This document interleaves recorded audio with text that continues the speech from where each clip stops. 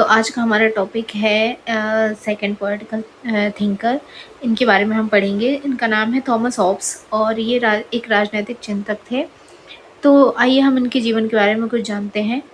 तो सबसे पहले इनका जन्म जो हुआ था वो 1588 ईस्वी में माल्सबरी यूके में हुआ था।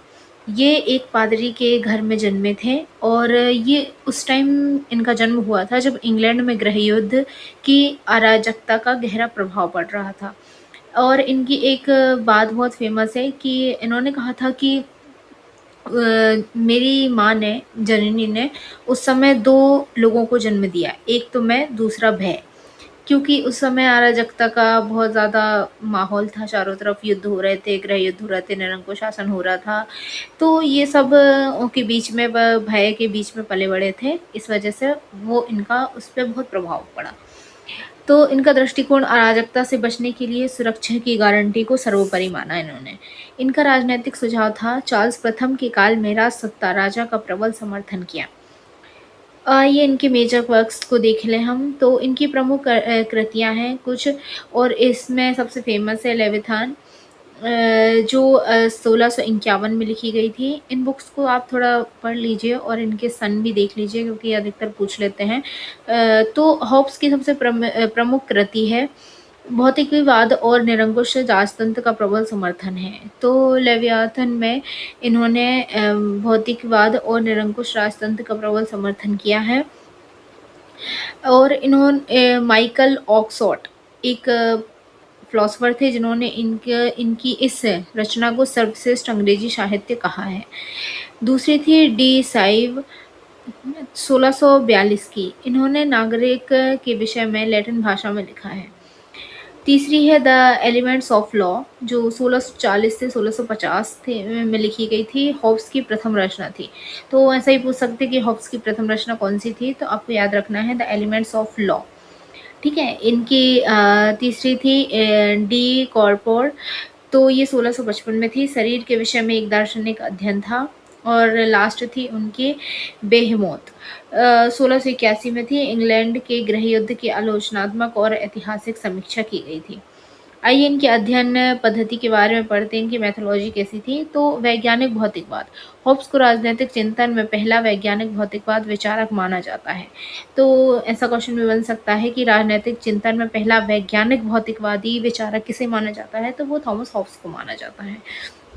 और यांत्रिक भौतिकवाद, विश्व एक पदार्थ जगत है और इसकी क्रिया पूरी तरह से यांत्रिक है और पद्धति सरल से जटिल की ओर रेखागणित के समान है। मानव समुदाय और समाज, अर्थात ये मानव को ज़्यादा इनके हम अगर बुक्स देखें और इनके लेख देखें तो हमें इनमें व्यक्तिवाद का ज़्यादा उदाहरण मिलता है। अर्थात ये मानव को सर्वोच्च मानते हैं, उसके बाद समुदाय, फिर समाज, मतलब मानव से समुदाय बना और समुदाय से समाज बना।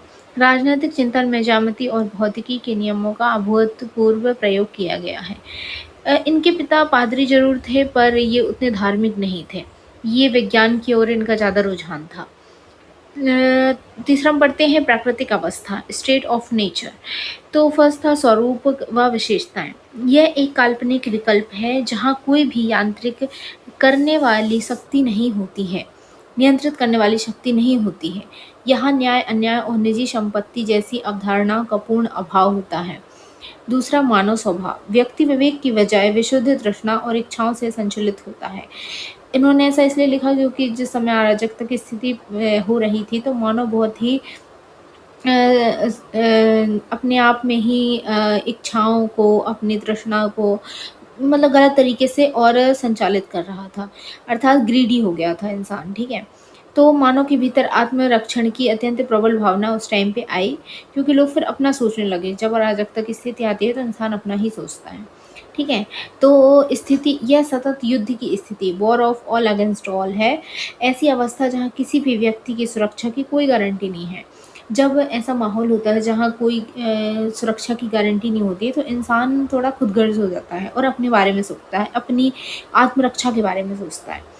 ठीक है। तो ये उस समय का टाइम है। प्राकृतिक अधिकार और नियम, प्राकृतिक अधिकार, नेचुरल राइट, अपनी रक्षा के लिए कुछ भी करने की पूर्ण स्वतंत्रता। तो ऐसे टाइम में अपनी रक्षा करने की पूर्ण स्वतंत्रता होती है। इसे टाइगर्स राइट, वाक का अधिकार भी कहा जाता है, जहाँ शक्ति ही सत्य है। तो एक आप थोड़ा-सा याद रखिए कि किसे टाइगर्स राइट कहा जाता है, जब अपनी रक्षा के लिए इंसान को पूर्ण स्वतंत्रता प्राप्त हो, ठीक है? जहाँ शक्ति ही सत्य है। दूसरा है प्राकृतिक नियम, नेचुरल लॉ। ये थे नेचुरल राइट, ठीक है? दूसरे हैं नेचुरल लॉ, जहाँ विवेक द्वारा खोजा गया नियम जो आत्म विनाश को रोकता है। जहाँ एक विवेक से हम कोई एक नियम खोजते हैं कि हम ऐसी स्थिति में ऐसा करेंगे, पर उससे दूसरों को नुकसान नहीं होना चाहिए, या दूसरे जो करते हैं उससे हमें नुकसान नहीं होना चाहिए, ठीक है?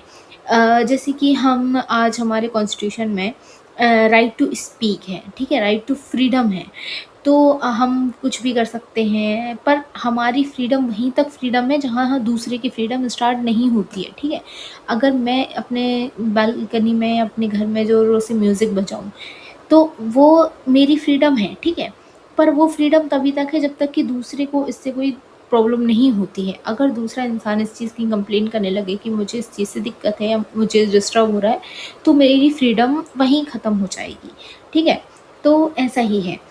तो ऐसे अपने विवेक के द्वारा ऐसे नियम खोजे जाते हैं। तो लेवियाथन में 14वें अध्याय में 19 नियमों का उल्लेख है, ठीक है? तो उसमें एक नेचुरल लॉ है। इनके प्रमुख 3 नियम हैं। एक शांति की खोज करना, दूसरा शांति के लिए अधिकारों का त्याग करना, और तीसरा समझौते का पालन करना। मतलब जो भी समझौते बनाए गए हैं उनका पालन करना है। प्रभु सत्ता का सिद्धांत, थ्योरी ऑफ सर्वेनिटी। तो प्रेरणा, जीन वोदो एक विचारक हैं। इनके विचार लिया गया है लेकिन उसकी सीमाओं को पूरी तरह दूर किया, ठीक है? हॉब्स बनाम वोदो। हॉब्स और वोदो के हम कुछ अंतर देखेंगे। वोदो ने प्रभु सत्ता तथा ईश्वरीय और संविधानिक सीमाएं लगाई थी। जो वोदो थे उन्होंने प्रभु सत्ता पर ईश्वरीय एवं संविधानिक सीमाएं लगाई थी। इसके विपरीत हॉब्स ने प्रभु सत्ता को पूर्ण, एब्सोल्यूट, अविभाज्य और असीम माना है, ठीक है? क्योंकि ये इतने ज़्यादा ईश्वरवादी नहीं थे या इतने धार्मिक नहीं थे।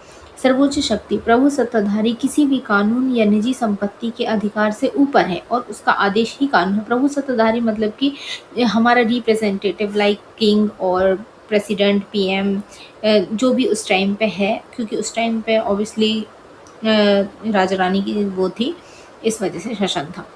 तो उनका जो उनको क्या माना गया है? प्रभु सत्ताधारी माना गया है, ठीक है? जो कानून या निजी संपत्ति के अधिकार से ऊपर, जो किसी भी अधिकार से ऊपर है, तो उनका आदेश ही कानून है, वो जो बोलेंगे वही कानून है, ठीक है? अब हॉब्स एज एन इंडिविजुअलिस्ट, व्यक्तिवाद। तो उद्देश्य, निरकुंसता का समर्थन केवल व्यक्ति की सुरक्षा के लिए किया जा सकता है, ठीक है? जो निरकुंसता थी, निरंकुश जो शासन था, वो तभी किया जा सकता था जब व्यक्ति की सुरक्षा की बात हो, ठीक है? ऐसे नहीं कि आप निरंकुश शासन कर रहे हैं तो आप कुछ भी करेंगे।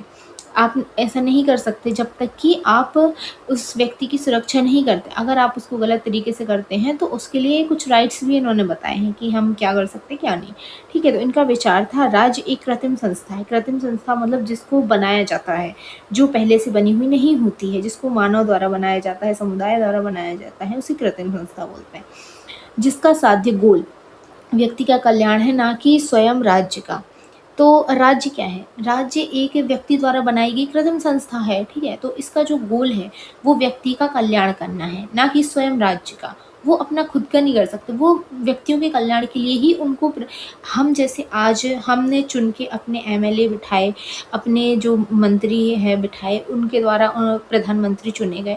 तो वो जो प्रधानमंत्री, एमएलएज, एमपीज ये जो हैं, वो खुद के लिए, स्वार्थी के लिए नहीं है, वो हमारी सेवाओं के लिए है। हमने उन्हें चुनकर बिठाया है। तो जब हम ऐसा कुछ करने लगें या उनके प्रति हम अपनी भक्ति को दिखाने लगें कि ये पार्टी अच्छी है, वो पार्टी अच्छी है, तो हमें ये याद रखना चाहिए कि वो हमारे रिप्रेजेंटेटिव हैं, वो हमें रिप्रेजेंट कर रहे हैं। हम उनके लिए एक भगवान के समान है, अर्थात वो हमारे लिए काम कर रहे हैं, हम उनके लिए काम नहीं कर रहे हैं। तो अगर वो कुछ गलत करते हैं तो उनको डिफेंड करने की बजाय हमें उस चीज़ को बहुत गंभीरता से लेना चाहिए, वरना ये स्थिति बहुत बिगड़ सकती है, ठीक है? और इससे देश का नुकसान होता है, हमारे यूथ का नुकसान होता है और हर चीज़ का नुकसान होता है।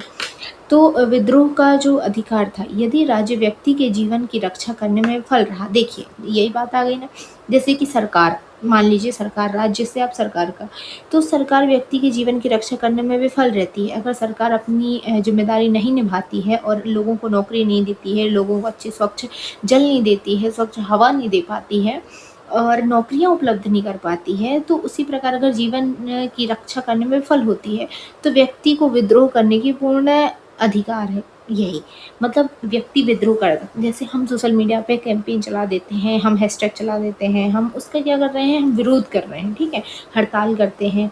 तो ये तो मैक्सी का कथन है कि हॉब्स का लेवियाथन व्यक्तिवाद का प्रबल समर्थक था। जो हॉब्स का लेवियाथन था वो व्यक्तिवाद के लिए प्रबल समर्थक वो था। तो अगर कोई पूछे कि ऐसा कौन सा बुक है जो व्यक्तिवाद की प्रबल समर्थक है, तो वो हॉब्स की लेवियाथन है, ठीक है। अब सेवाइन ने कहा है कि निरंकुशता के आवरण में हॉब्स ने घोर व्यक्तिवादिता का समर्थन किया, ठीक है। तो वो निरंकुशतावाद के लिए तो प्रेरित करते हैं, पर वो एक बात यह भी कहते हैं कि उसमें भी व्यक्तिवाद प्रमुख है, ठीक है। वो चाहते हैं कि निरंकुश शासन हो, पर वो निरंकुश शासन ऐसा हो जिसमें व्यक्तिवाद का समर्थन हो, ठीक है, आवरण में भी, ठीक है, निरंकुश आवरण में भी। तो यही सब इनकी जो विचारधारा रही है वो यही थी। इसका निष्कर्ष और एक उदाहरण के रूप में प्रस्तुत करूँगी कि R.G. गेटल ने लिखा है कि हॉब्स के अतिरिक्त अन्य कोई ऐसा लेखक नहीं हुआ जिसने प्रभु सत्ता के विषय में इतना अतिवादी दृष्टिकोण अपनाया हो, ठीक है। और दूसरा G.M. वॉन ने लिखा है कि हॉब्स के विचारों में एक ओर अराजकतावाद है और दूसरी ओर निरंकुशतावाद, ठीक है। तो ये है कि हॉब्स एक ऐसे प्रथम दार्शनिक थे जिन्होंने जीने के अधिकार का सर्वोपरि माना और राज्य को एक साधन के रूप में प्रस्तुत किया और व्यक्ति को एक साध्य के रूप में, ठीक है।